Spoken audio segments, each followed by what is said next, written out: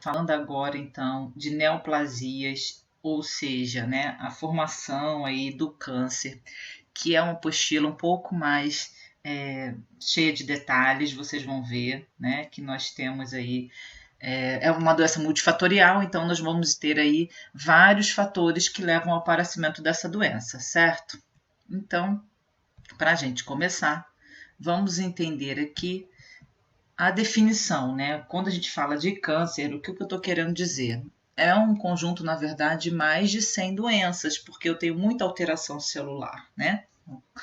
Como uma síndrome, onde isso leva a um processo metabólico, né? Então tem em comum aí um aumento desordenado, maligno de células que invadem outros tecidos. Então nós temos muitas doenças, tem muitos tipos de câncer, né? Vocês sabem disso. E o que eles têm em comum é que tem um crescimento desordenado, invadindo tecidos próximos. Nos genes, então, a gente tem, né, informações que guardam todas as nossas instruções, né, todas as nossas informações genéticas estão escritas nesses genes, é como se fosse a nossa memória química, o nosso DNA, certo? Então vamos entender porque é aí que começa o dano celular. Então existe uma mutação genética, uma alteração no DNA desses genes, e isso pode ocorrer em alguns tipos de genes em especial. Tá? Então, os pró-oncogenes ou proto-oncogenes e os genes supressores de tumor. Então, o nome já está dizendo, né? Ele impede, suprime a formação do tumor. Esses dois tipos celulares aqui que podem sofrer alguma mutação, alguma alteração.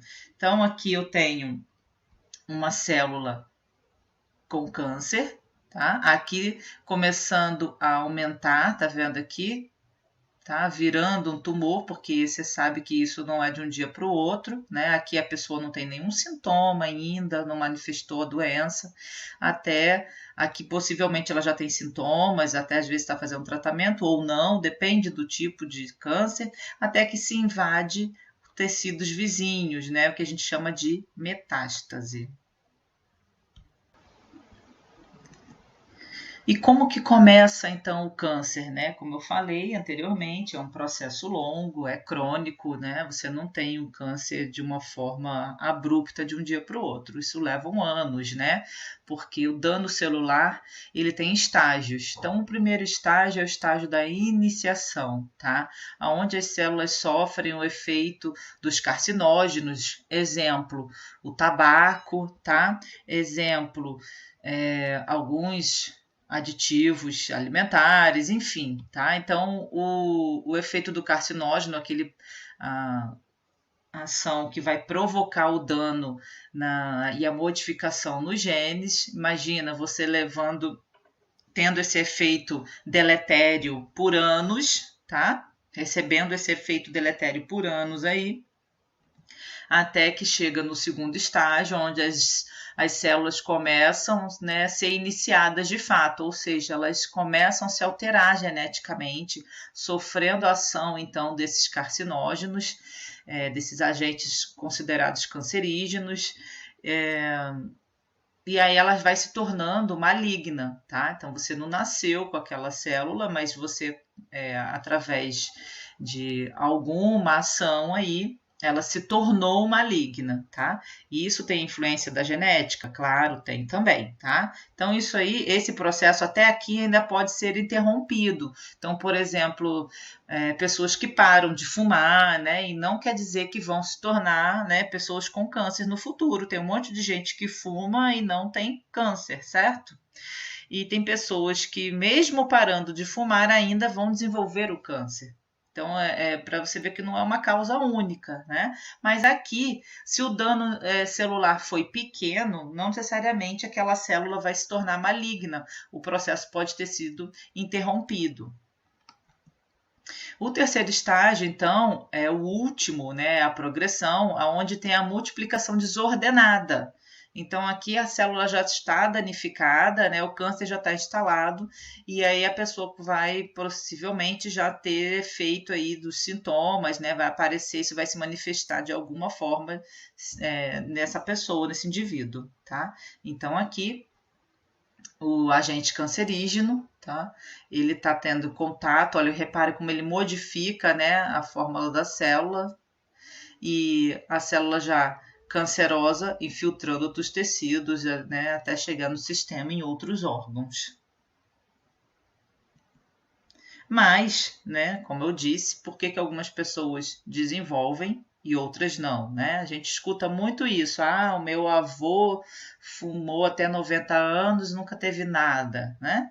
Porque o câncer, ele é multifatorial, como eu falei, as pessoas não são iguais e o nosso sistema de defesa também não é igual, né? Então nós temos, graças a Deus, um sistema imunológico na nossa genética e que vai determinar quem tem uma propensão maior do que outras pessoas, né? Mas nós temos uma capacidade de reparo do nosso DNA, né? Tanto que as pessoas, por exemplo, agora que eu falei, citei o exemplo do tabagismo, pessoas param de fumar e depois de alguns anos, né, você já não tem mais sinal de malignidade, né, de células, né, com tabaco e tal. Então, isso vai desaparecendo porque a gente vai conseguindo reparar, né, o dano feito pelos agentes cancerígenos. Então, esses mecanismos de defesa, eles são geneticamente pré-determinados.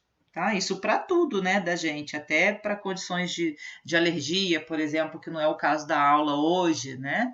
Mas a gente tem já na nossa genética essa informação pré-determinada. É através dos nossos linfócitos, né? Nossa defesa de processo de carcinogênese. Então, ele vai atacar as células do corpo infectadas por vírus oncogênicos, tá? Então a gente também tem ação de enzimas, tá? Nessa transformação e eliminação das substâncias cancerígenas. Então a gente consegue, sem perceber, né, que nós sofremos aí o ataque o tempo inteiro de substâncias, né? A gente está em contato com poluentes, né? Com substâncias químicas, tá? O tempo inteiro, né? E como é que acho que nem tudo, nem toda substância se torna cancerígena para a gente, certo? Então, nós temos aí fatores externos e fatores internos que podem desenvolver câncer, né, que podem ser substâncias cancerígenas. O meio ambiente é, na verdade, um dos mais responsáveis, né, mais de 80% dos casos de câncer são relacionados ao meio ambiente, água, ar, na terra, ok? Mas também o tabagismo e o alcoolismo. E, claro, né, hábitos alimentares, nós vamos destacar algumas coisas aqui. Mas também temos ainda fatores ocupacionais, né? Por exemplo, uso de agrotóxicos e sem utilização de máscaras, EPIs, né? Radiação, né? Então isso pode ser de forma ocupacional. Mas reparem que faz parte de hábitos de vida, né? Então o tabagismo, ele está responsável aí, né, por uma das principais causas de câncer aí, porque nós temos mais de 40 substâncias consideradas carcinogênicas, entre elas o arsênio, o níquel, tá? Então, que está presente no tabaco, no cigarro, tá? É a causa mais devastadora e aqui que eu gosto de destacar, ela é evitável, né, de doenças e mortes prematuras. Você pode evitar, embora parar de fumar não seja uma tarefa fácil, mas é evitável, né? Você não precisaria nem começar, né? Na verdade.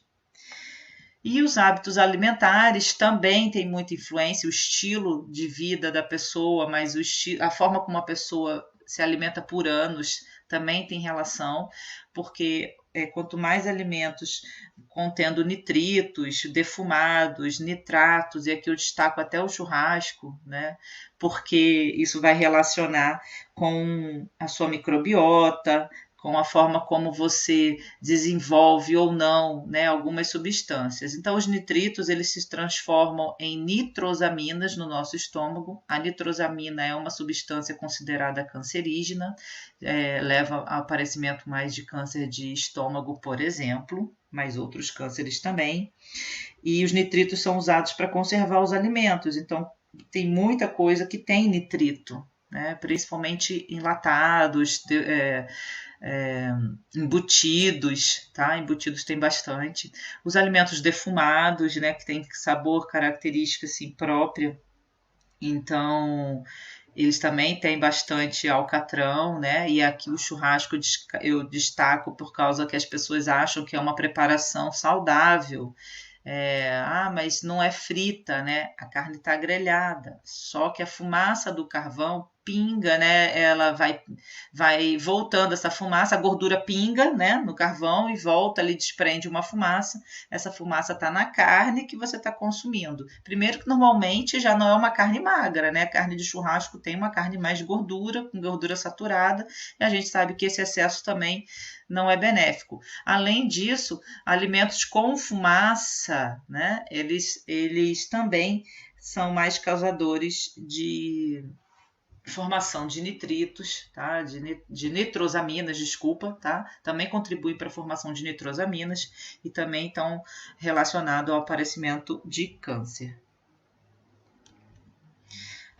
Como eu falei, né, os alimentos muito ricos em gorduras, a carnes muito gordurosas, por exemplo, né, faz com que a gente aumente a produção de ácidos biliares, até para a gente terminar a digestão dessa gordura. Então, os ácidos biliares em excesso, eles vão ser metabolizados, só que metabolizados a carcinógenos pelas bactérias intestinais, tá? Então, você vai ter uma secreção muito grande de ácidos biliares, em contato com as bactérias do intestino, do seu cólon, você está produzindo ali metabólitos que são considerados carcinógenos, tá?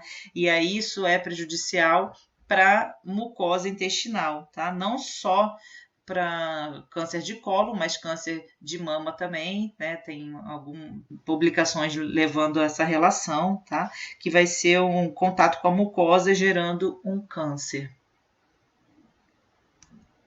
A obesidade, relacionar a obesidade com câncer já não é de hoje, tá? Então, principalmente cânceres hormônios dependentes, onde tem uma alteração aí de hormônios, tá? Então, câncer de mama, cólon, útero, de próstata, de vesícula, tá? Então, já tem na literatura bem detalhado que a obesidade não é o problema não é estético, né? De forma nenhuma, o problema é até muito mais sistêmico, né? Já falamos também da síndrome metabólica em outras aulas, mas agora eu quero destacar como ela sendo também um gatilho aí responsável por um grande número de cânceres, até por causa da forma de se alimentar, do hábito alimentar e da obesidade ser também um gerador de aumento aí de inflamação.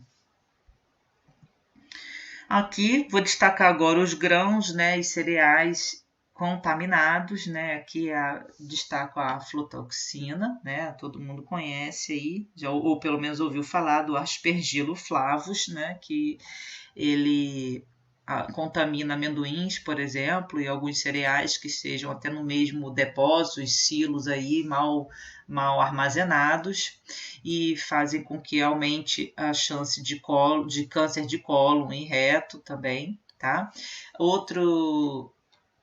Outra etiologia importante é a relação de sacarina e ciclamato em altos níveis, né? E câncer de bexiga, por exemplo. Alguns países essas substâncias já são condenadas, aqui no Brasil não. E aí você de repente não usa sacarina no seu adoçante na sua casa, no seu café, mas você usa um monte de outros produtos que contém sacarina e não sabe de repente, né? É aquela gelatina de caixinha, um refrigerante, tá? Então, várias preparações diet, light, que às vezes você consome sem a menor necessidade, até suplementos, e você, barrinhas, enfim, e você está ingerindo esse tipo de substância e ao longo da sua vida fica numa alta quantidade, porque todo dia você consumindo uma coisinha ou outra, né, mas que tenham este tipo de produto, né, de ingrediente no produto, faz com que você esteja mais exposto. Além disso, você pode ainda ter um baixo consumo de fibras, né, e não consumir fibras faz com que você não tenha um ritmo intestinal adequado e, de novo, né, fazendo com que aquelas bactérias fiquem mais tempo em contato, paradas ali, gerando substâncias cancerígenas, e aí pode aumentar as chances de desenvolver câncer de colo intestinal e reto. Então, também o baixo consumo de vitamina A e beta-caroteno, ou seja, né, de muitas frutas e legumes, né, em especial, e pouco estímulo também para o sistema imunológico, porque são antioxidantes. O retinol ele vai inibir o crescimento celular indesejável, né, e aumenta e inibe a proliferação celular. Então, é interessante você ter uma alimentação bem variada. E o baixo consumo de crucíferas, né? As hortaliças crucíferas, brócolis, couve-flor, repolho, tá? Que são constituintes de indol, elas possuem essa substância chamada indol, que inibe a carcinogênese, ou pelo menos lentifica esse processo. Então, seriam importantes protetores para a gente. Então, aqui, obviamente, essa tabela não é para vocês decorarem, é só para mostrar a correlação, né, com o tabagismo e alcoolismo, que eu destaco aqui várias vezes em vermelho, né, aqui também, ó, alcoolismo novamente, tá? Alcoolismo. Então, quando eu falo alcoolismo, é uma ingestão muito elevada do álcool, você não precisa ser diagnosticado como doente alcoólico, né? Não precisa a pessoa que cai na rua, não. Basta você ter um consumo elevado e frequente de álcool para você já ter esse dano celular, tá? Então, vários, né, relação aqui com o seu estilo de vida, tá?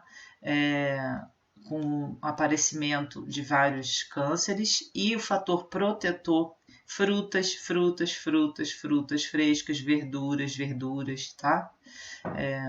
Fibras, verduras e tal. Então, como isso pode ter uma boa, né, uma correlação positiva na proteção das doenças. Então, agora entendemos aqui o processo de iniciação, né, do câncer, vamos entender o síndrome da caquexia, né, ou seja, a anorexia que esse câncer desenvolve, mesmo que às vezes o paciente até se alimente bem. Então, nesse caso, ele tem um processo metabólico, tá? É uma normalidade metabólica que gera uma depressão de tecido muscular e de tecido adiposo. O paciente tem uma grave perda de peso, tá? Então, não necessariamente o paciente tem algum prejuízo de alimentação, tá? Às vezes ele vai emagrecer muito, acaba o tratamento e ele vai recuperar um pouco o peso, só que aí isso demora muito tempo para ele recuperar esse peso por causa dessas alterações metabólicas com quem eu estou referindo. Então, como a perda de peso é elevada, né, ele às vezes demora, e tem gente que até não recupera mais o peso, dependendo do tipo de câncer, fica sempre um pouco abaixo do peso, um peso diferente do que tinha antes de ter o câncer. Então, na detecção, como a gente identifica que o paciente está numa síndrome de caquexia, primeiro ele tem, né, uma perda ponderal aí importante, você já começa a reparar isso, né, mas antes até a gente já consegue perceber pelas dobras, então a dobra cutânea tricipital, uma CMB, ou quando esse paciente apresenta uma flutuação de peso, ou seja, ele começa a emagrecer aos poucos, perder peso e ter uma perda involuntária, tá? Então, repare que sempre é uma perda involuntária, tá? Nos exames, normalmente a gente consegue observar pela albumina, tá? A albumina seria uma forma de detecção, porque é uma proteína bem importante, né? Então, e ela é abundante, então a gente tem parâmetros aí quando o paciente começa mesmo ainda que conseguindo comer, ele tem uma perda involuntária de peso e perdendo albumina. Então, essa perda involuntária de peso é maior que 5% em 6 meses ou maior que 10% quando os indivíduos são obesos. Aqui já é um paciente já com a síndrome de caquexia, né, já em estado avançado, e vamos entender um pouco aqui, então, as alterações metabólicas que eu comentei, tá? Então, como eu falei, é um hipermetabolismo, ele tem um gasto energético basal muito aumentado, ou seja, mesmo que ele esteja em repouso, ele está gastando muita energia, isso é uma alteração realmente metabólica que nós vamos entender agora quais são as citocinas, o que está sendo envolvido nisso, mas também tem um desequilíbrio de ingestão e gasto energético, até porque ele está gastando muito, ele deveria comer muito, né? Mas ele não aumenta, esse paciente não aumenta o padrão alimentar dele, no máximo ele consegue manter o que ele já comeria, tá?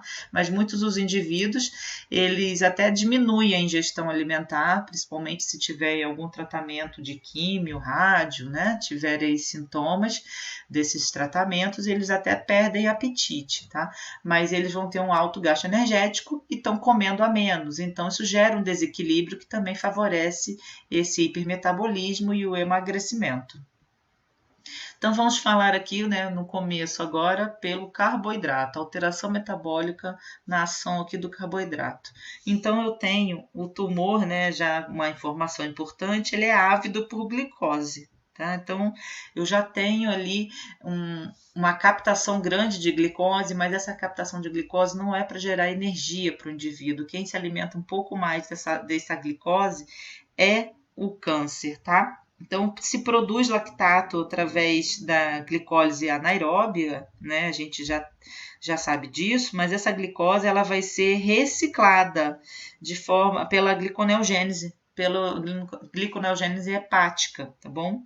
Que é o ciclo de Cori, né? Então, eu tenho uma conversão de glicose em lactato, produzido nos tecidos musculares durante esse período de privação de oxigênio, né? Eu não consigo gerar energia de forma aeróbica, então eu consigo fazer essa conversão de lactato em glicose lá no fígado, mas isso vai me gerar somente, né? Pela via glicolítica eu geraria somente 2 ATPs, a gente já sabe disso, né?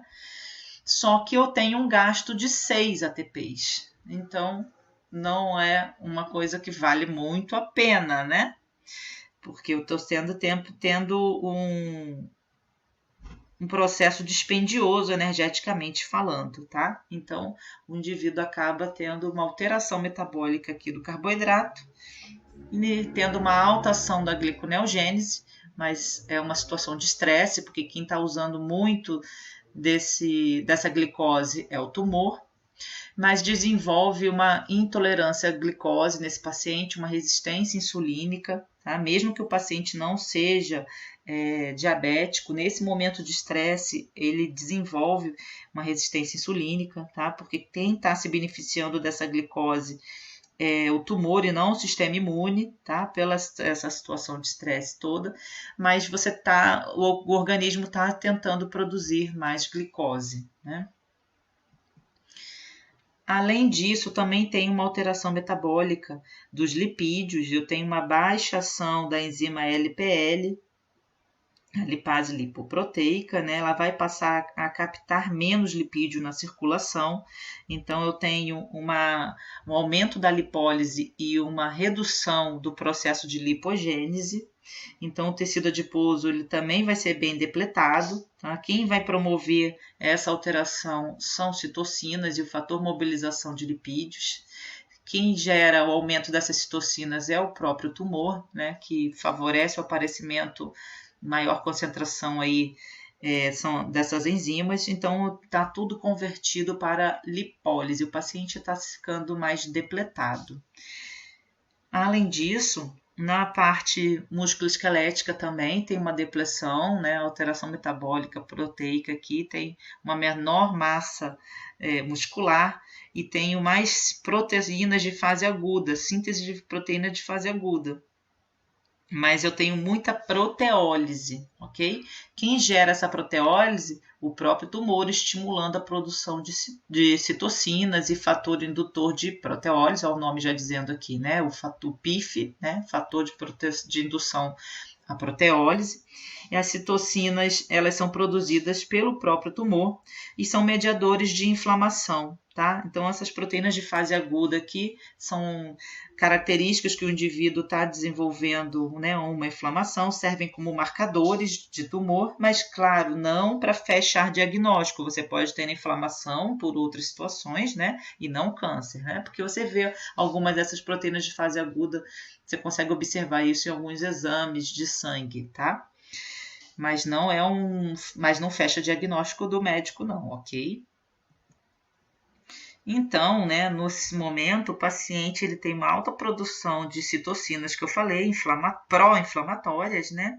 E começa também a ter uma ruptura da regulação da leptina. E a gente lembra, né, que a leptina, ela nos daria mais saciedade, né?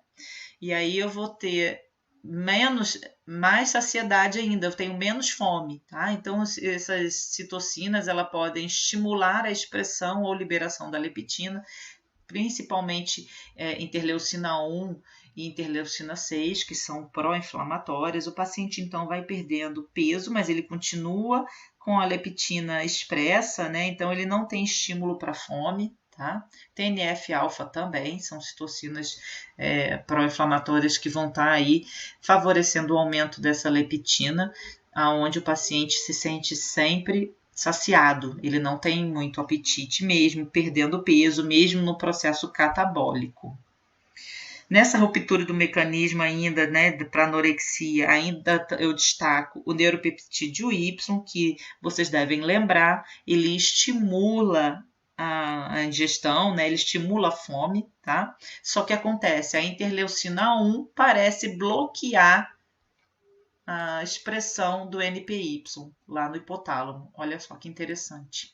O próprio tumor gerando citocinas pró-inflamatórias que bloqueiam e desregulam o mecanismo hipotalâmico de apetite, né, de fome e saciedade. Então, nessa disfunção, né, existe uma disfunção do sistema então, digestório, né, por isso ele está sem a inapetência, né, com anorexia. Claro que o próprio câncer vai levar também a alteração de olfato e paladar, né, pelo próprio tratamento, tá? Então, esse paciente vai ter muita alteração de paladar, né, alteração de olfato, principalmente se estiver utilizando quimioterápico e se estiver fazendo radioterapia, e com isso ele pode desenvolver disfagia ou odinofagia, né, uma deglutição dolorosa, e também, lógico, ele pode ter o envolvimento de órgãos diretos na digestão. Então, se o câncer for no pâncreas, se o câncer for no estômago, né, se for no fígado, então ele vai ter realmente uma dificuldade absortiva, digestória, né? E o câncer pode ser nesses órgãos digestivos que comprometam, claro, a alimentação do paciente. Pode ter também uma obstrução parcial ou total de algum desses órgãos, e o paciente pode desenvolver náuseas, pode desenvolver vômitos, tá? Então, são vários efeitos colaterais do próprio tratamento anti-câncer, que já vai gerar uma anorexia, além dessa produção das citocinas que eu comentei anteriormente. Então, vamos falar um pouco aqui do tratamento. Vocês já entenderam que o paciente dificilmente tem apetite, né? E quem se utiliza muito da energia, né, da glicose é o tumor, mas não é por isso que se fala em dietas cetogênicas, tá? Para não se produzir glicose. Existe uma linha aí dessa, né? Uma questão que eu quero falar, que eu quero comentar. Existe essa linha aí de se não produzir, evitar produção de glicose, né? Dietas cetogênicas, porque é o câncer que se alimenta, mas não é isso, tá? Isso não é confirmado nem estimulado. A dieta deve ser com produção de glicose também, tá? A gente tenta até fazer que o paciente não entre nesse processo de anorexia, de caquexia pelo câncer, tá bom? E a gente teve aí situações até recentes, não sei se vocês acompanharam, daquele jornalista, né, Marcelo Rezende, que ele foi submetido numa dieta cetogênica, até abandonou o tratamento para tratamento do câncer e não deu certo, certo? Então, quando eu falo que o tumor é ávido por glicose, mas você não dando carboidrato para esse paciente, a gente já conhece a bioquímica e sabe que você vai ter produção de glicose do mesmo jeito, né? Porque eu preciso manter a glicose para os órgãos vitais. Dito isso, vamos avançar ao tratamento. Então, existem, né, várias manobras de tratamento do câncer. Uma delas é a quimio e a radioterapia. Claro, quem vai conduzir esse tratamento é o médico, né, o oncologista, e não somos nós, né, mas nós vamos trabalhar em todas as frentes aí, até o paciente que não tem possibilidade desse tipo de tratamento, a nutrição também é muito importante. Então, a radiação na radioterapia é uma emissão de energia ionizante, o paciente recebe de uma forma bem direta na pele, né, é marcado o ponto do tumor e ele vai receber ali de forma diária dosagens de radiação naquele tumor, naquele ponto. O problema é que também se necrosa, né, células que não são tumorais, né, então ele também vai ter ali às vezes um dano celular, né, morte celular de outras células que estavam boas, né, que não tinham câncer. Isso é um efeito colateral, né, faz parte do tratamento. Então, por isso que muitas vezes a pessoa tem uma região mais queimada, tá? Ou dificuldade para urinar quando é na próstata, por exemplo, ok? Mas isso vai se recuperando. Ou então a quimioterapia, né? Que são compostos químicos, então a pessoa vai receber isso de uma forma sistêmica, né? Pode ser por comprimido também, existe quimioterapia oral. Então, são compostos que vão levar, né, ao tratamento, tá, para esses agentes biológicos aí que são infundidos. E aqui são ciclos, né, de 20, 21 dias, depende aí do quimioterápico que é utilizado. Então, aqui uma sala de quimioterapia, estão recebendo a quimioterapia. Tá? Aqui não precisa ser diário, vai depender do ciclo do paciente. E existe também pessoas que fazem um mix, né, desse tipo de tratamento, então faz a químio para depois fazer a rádio, para poder diminuir um pouco o tumor, enfim, tá? Também existem os tratamentos cirúrgicos, né, também para tirar, faz a cirurgia e depois faz químio, enfim.